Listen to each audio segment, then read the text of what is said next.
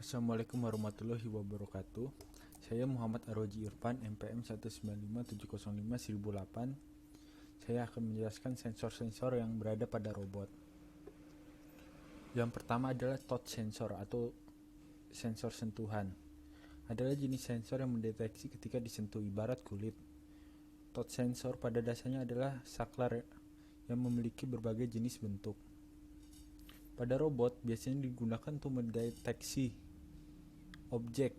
Jadi pada tangan robot itu biasanya ada touch sensor, mencegah terjadinya tabrakan pada robot beroda, dan masih banyak lagi.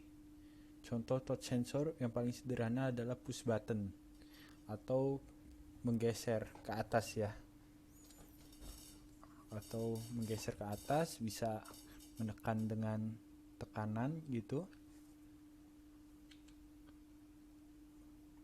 Adalah sensor cahaya. Ini sensor yang mendeteksi cahaya atau kepekaan cahaya di sekitar. Dengan sensor ini, robot dapat mengetahui gelap dan terang suatu objek, tempat, siang, dan malam. Untuk menentukan gelap dan terang pada suatu ini menggunakan LDR sensor. Sementara untuk keperluan robot pengikut garis atau lane follower menggunakan infrared sensor. Color sensor, ini sensor warna.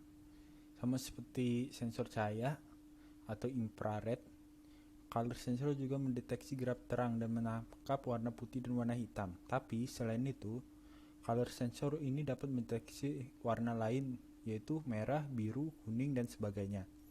Pada aplikasinya, color sensor juga digunakan untuk membuat robot lane follower, atau bahkan yang lebih canggih, yaitu dapat mengikuti garis dengan warna yang lebih spesifik. Kalau robot biasa yang ada pada lane follower biasanya garisnya berwarna ini ya, warna putih, tapi kalau seandainya pakai color sensor dia bisa berwarna yang lebih spesifik atau merah, biru. Itu berguna untuk kompleksitas dalam perjalanannya ya. Ini adalah distance sensor atau sensor jarak. Ini biasanya pada mobil ya. Ini adalah jenis sensor yang digunakan untuk mendeteksi objek dengan cara mengukur jarak objek tersebut. Sensor ini dapat mengukur jarak dengan sangat akurat. Dalam robot distance sensor berguna sebagai mata. Robot dapat melihat objek di depannya dengan sensor ini. Contoh distance sensor yang paling sering adalah ultrasonic sensor.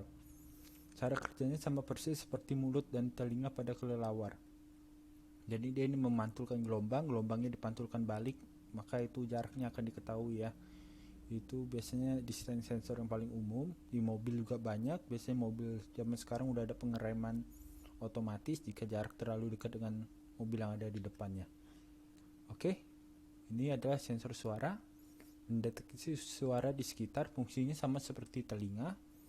Melalui pemrogram ini biasa membedakan suara yang nyaring, suara yang tidak nyaring, dan hening. Intensitasnya bisa kita atur manual atau melalui pemrograman, tergantung jenis sound sensor yang dipakai. Bahkan untuk jenis voice recognition itu bisa diprogram untuk mendengar kata bahasa yang digunakan manusia. Ini robot biasanya pada robot humanoid gitu, robot yang dapat berbicara dua arah gitu. Biasa yang paling sederhana itu sensor sound sensor ini ada pada HP ya, pada OK Google dan lain-lain. Itu sound sensor. Ini sensor keseimbangan. Nah, jadi sensor ini untuk mengetahui kemiringan, membantu robot bangun saat terjatuh. Salah satunya adalah giroskop yang sering dipakai juga pada smartphone. Giroskop pada smartphone biasanya untuk mengaturin balancing pada sensor. Biasanya itu kalau kita suka main game-game tembak-tembakan FPS itu biasanya, atau game ini drive simulator, itu biasanya memakai giroskop. Ini gas sensor ini untuk mendeteksi berbagai jenis gas atau asap di sekitar, seperti pada hidung manusia. Dapat membedakan mana gas yang biasa, mana gas yang berbahaya. Contoh penerapan ini adalah robot penjinak bom atau robot Greenbird.